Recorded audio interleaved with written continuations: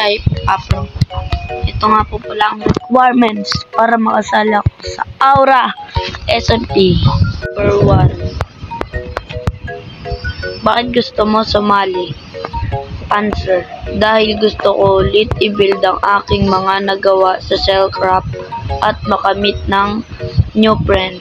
Number 2. Nakasali ka na ba sa ibang server? Opo, gaya ng Cellcraft SMP. Ilang taon ka na? 14. Karapat dapat ba kitang mapili?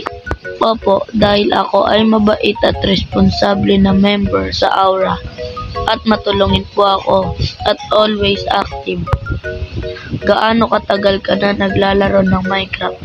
8 years old, naglalaro na ako ng Minecraft. Ano ang maaari mong may ambag sa Aura SMP?